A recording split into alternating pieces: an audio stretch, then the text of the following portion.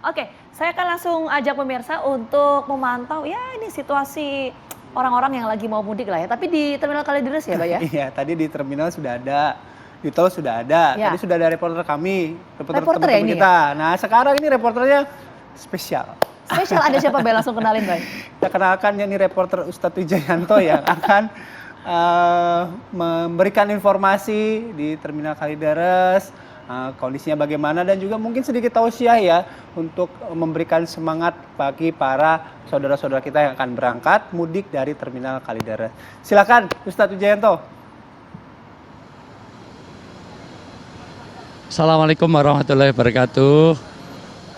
Alhamdulillah hari ini saya berkesempatan ke Kalideres untuk menengok saudara kita yang dimana budaya mudik ini adalah budaya yang selaras dengan ajaran agama kita.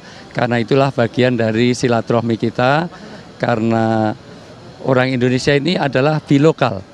Selama apapun dia tinggal di Jakarta, dia tetap merasa orang aslinya mana.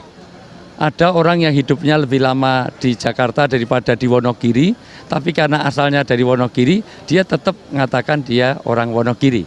Dan di Kalideres ini adalah menuju puncak yang biasanya hanya 300 per hari, hari ini sudah tercatat lebih dari 2.500 puncaknya besok pagi. Bersama saya, alhamdulillah ada Pak Revi, yang kebetulan Pak Revi adalah salah satu, gimana Pak? Ya, ini puncak mudik sekarang apa besok apa kapan ini Pak? Ya, diperkirakan hari ini dan besok ya. Hari ini H-4 dan besok H-3 begitu. Dan semua tiket gimana Kod? Ya, memang tiket sudah banyak terjual ya, yang untuk khususnya untuk bis reguler. Tapi penumpang jangan khawatir, kita menyiapkan bis bantuan yang dipersiapkan oleh perusahaan otobus begitu.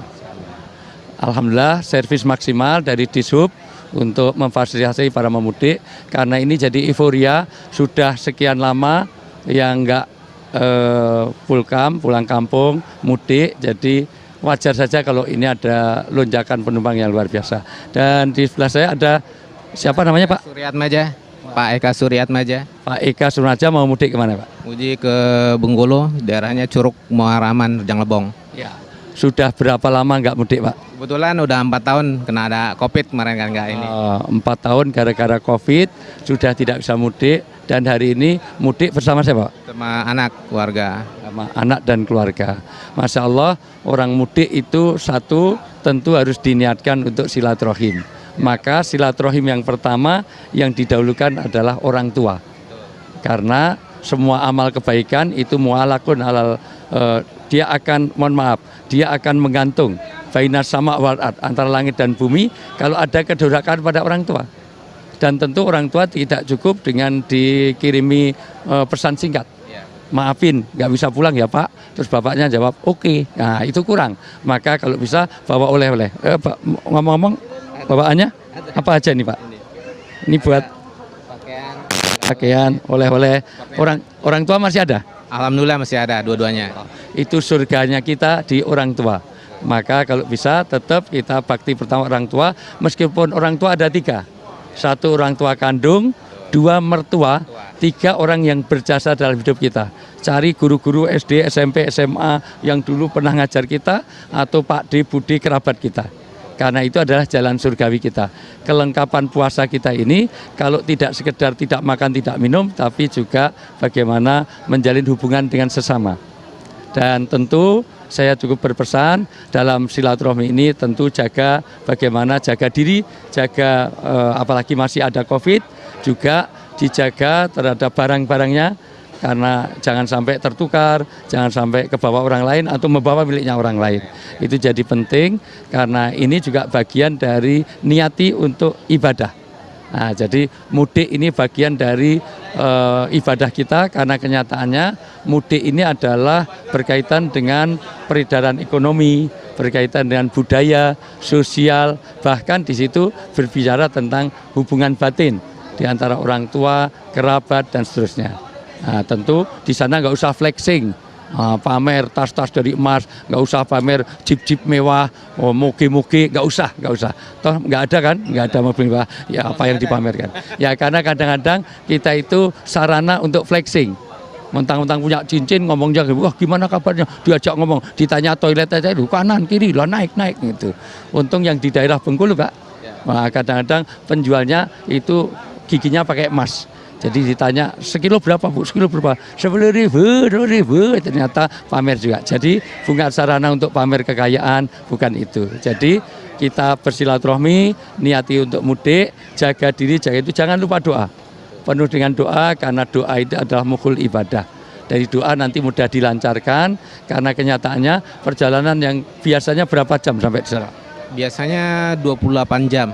28 jam. Perjalanan 28 jam dari Kalideres Jakarta dengan penumpang yang full. Semua, tidak ada ruang yang sedikit pun dari penumpang untuk bisa ke sana. Maka betul-betul kita harus jaga untuk diri kita dan jaga untuk orang lain. Nah, maka jangan lupa bagaimana kita juga kepedulian pada yang lain. Apalagi nanti kita akan mampir di beberapa rest area. Nah, jaga kebersihannya, mendahulukan orang yang lebih memerlukan, itu bagian dari adab dari perjalanan.